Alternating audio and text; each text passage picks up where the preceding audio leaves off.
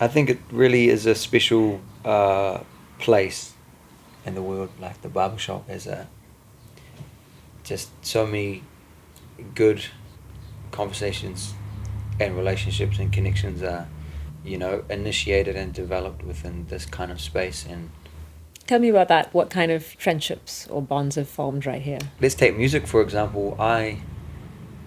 When I moved down here from Wellington, because I went to school in Wellington, and I moved down because my grandparents were here, and I really wanted to be close to them and their older age, kind of being aware that they weren't going to be around forever, and I didn't want to go to university because I wasn't sure, and it didn't seem right to do something that I wasn't like, I see why I'm doing this. Yeah, the why has to be important for the things that you choose to invest in.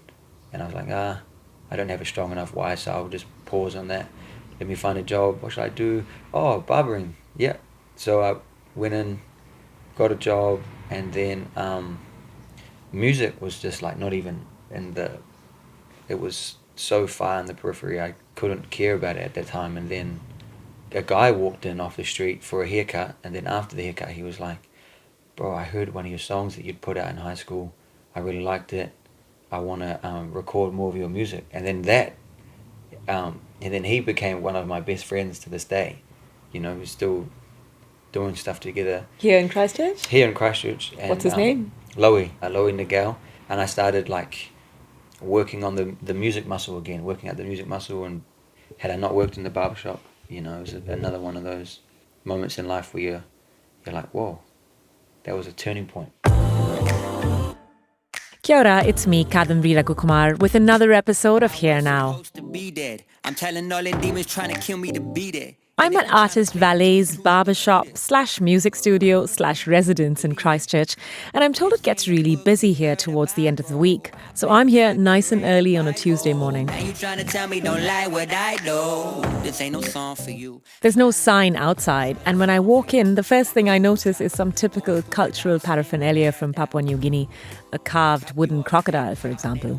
There's also a gnarly wild pig head, but that's a pretty good taxidermy job from here in New Zealand. And there's records, J. Cole leading the stack.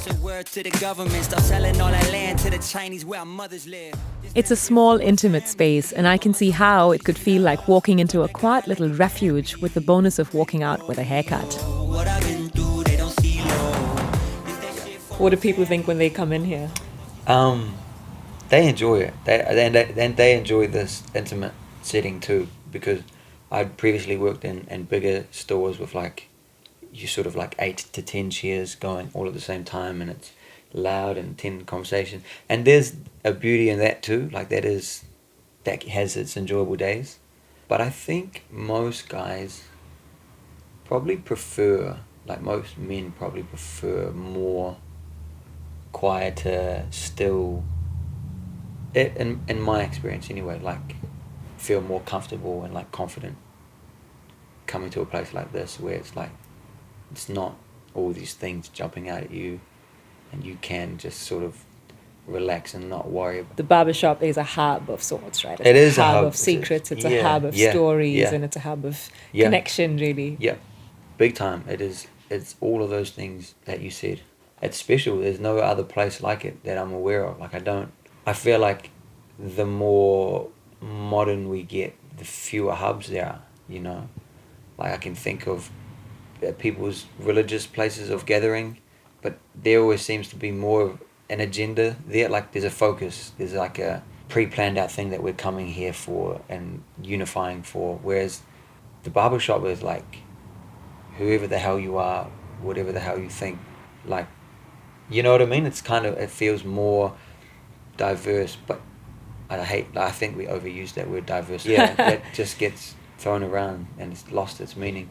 So I can't think of anything else, but the barbershop just gets everyone. I love that. I love that I'm in contact with so many different people, and so I trust my opinions on things because they're being measured against diversity, not an echo chamber of where I'm just surrounded by the same opinions Vallé was born in Papua New Guinea, and I'd read somewhere that this year, the first Papua New Guinea Pidgin Language Week was observed in November. So Dots were joined, and I got in touch with him. I mean, I was fascinated when I saw that because I immediately thought about your music and I thought about the relevance of your language in the songs that you make and write. And I do hear a smattering of Pidgin in some of them. And I think the last one I heard had been, it was 675, in which you used it quite extensively. Yeah, I try to use a little bit of Anga language. So what's the difference? Tell me. Yeah, well, contextually, Papua New Guinea makes up for I think 1/8 of all the languages in the world in one country. Oh, so we have over 850 languages in our country. My province happens to be the one province that speaks the one dialect throughout all the regions within that province, and that's Anga. I haven't been to Anga. I've only been to Port Moresby because my grandfather, he migrated there in 1970, and Doc Pidgin is the dominant language, Pidgin English. So that's the sort of unifying language that to make things simpler for everybody. Correct, yeah. I think they used to call it the trade language. Oh, yeah. Because it's borrowed terminology from Germans, the Dutch and the British. And then, the native tongues that sort of sweep across. Yeah, because you obviously picked up on the Pidgin in there, but at the end of the song I tried to use Anga language just because I wanted to, I want to learn, I want to learn my mother's tongue. And how close do you feel to your culture and your country of birth? Has that sort of association faded over the years, or do you try and actively? No, I would say because of my upbringing from my mother's side, or the lack thereof, her not being involved in my upbringing and being solo raised, I was completely removed from Papua New Guinea culture until I, was a man and could go back on my own terms and figure out what that meant for me. And that was in 2019, and I think ever since then I've just been on this journey of figuring out what that means for me, and what that looks like, and how that plays itself out in my life. And you came here at a really young age. Before I was one, because I was sick, and thank God I did. So you went back for the first time in 2019? Yeah, went back for the first time in 2019. And you'd already been making music before then. Correct. You'd started well before then. Yeah. What kind of shift did you see after that trip in I think your just, music? Naturally, I was saying to someone yesterday that my music is always a reflection of my experiences. I'm just naturally, for whatever reason, been someone that thinks about the past and thinks about history and my own experiences, and then that just finds itself coming out in the music, regardless of what the experience is, good or bad, or I try and allow it all to bleed into the writing. Yeah. And a lot of your writing is quite strongly based on a sense of commentary, really, in terms of history and experiences felt across your community. When you look at the videos, for example, with 675, the idea behind caged birds, there's some very strong social commentary there. Yeah, those projects that you mentioned, definitely. And there's some more meaningless ones, like Swing Low, which everyone seems to love, but it's not really about anything. It's just fun. But why not, right? Why not? You need a bit of that, I think. Yeah. And then you've got your collab with Ansam, High Beams, and I remember reading your Instagram where you talked about you don't mind being in the backseat as long as you're going somewhere. That's a great attitude to have. That's so funny that you found that quote. I'm so glad. You're a true pro. Yeah, I don't mind being in the backseat as long as we're going somewhere. I guess it's like a good teamwork, a good basketball teamwork, team concept idea. Yeah.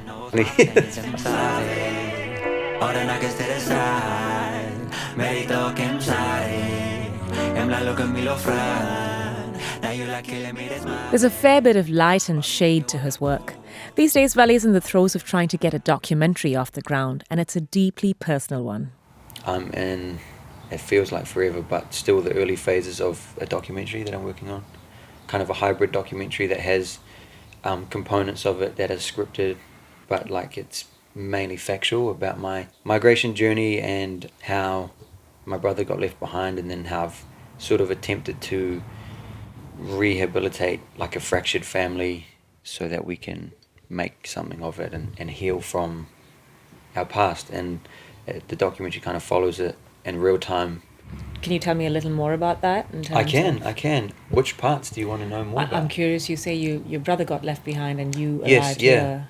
I said this yesterday in a meeting that I can't get over the fact, I can't reconcile the truth that the thing that separates my brother's life from mine, apart from us having different dads, is the fact that a stranger who worked in a bank processing the payments that my dad, who was living in New Zealand at the time, to our mother in Papua New Guinea, I can't get over the fact that her brave choice to narc on my mum and say that she's doing a poor job of caring for me and that I was going to die if I didn't come here, that one brave choice that she made sort of made the difference between where I've ended up and where my brother has ended up, you know. And so I'm here in this prosperous country with all these options, and he is in the poorest of the poor at the bottom of the food chain with very limited options for life. And it is very much survival of the fittest, and every day is a challenge, and you don't know what you're going to eat or what you're going to do. I'm not faced with those problems. My worst day might be his best day, and I'm not better than him. None of this is of my doing. I'm a recipient of good fortune. I find it really hard to get past that, and I want to explore that dynamic in the film and be vulnerable with my audience and share that story and share where I'm at with it. Often documentary is done retrospectively after the events have occurred and passed and people are revising, and I'm still in the heat of this. You know, my brother still hasn't seen our mum since he was left, and I'm still trying to piece things together. So it seems like there's very little separation between what's deeply personal to your life and your output in terms of work, or your involvement in the community, or your involvement in storytelling now. Do you find that easy? It's a really good question. I think I want to say by nature I'm that way, but maybe it's not that. Maybe that is kind of how I see value being added in doing what I do. Like, I guess entertainment is one level, and that's great. We all need that, and it serves its place.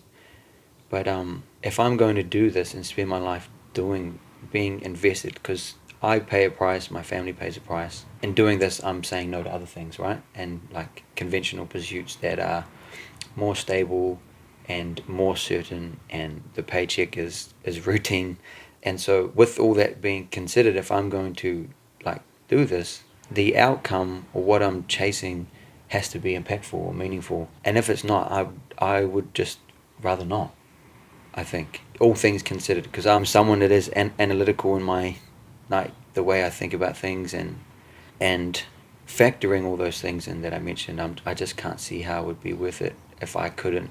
Like when TripAdvisor came out, for example, and I didn't expect this to the degree that it was, but just like the impact that it had on people, particularly back home in Papua New Guinea, is like more than any award or recognition or financial remuneration. Although I want all those things, don't get me wrong, and none of those things are bad, but like it just trumped it. Those are kind of like the legacy components, the live forever components that are, they're not tangible, but the feeling of them is so deep and profound, and I want those moments above everything.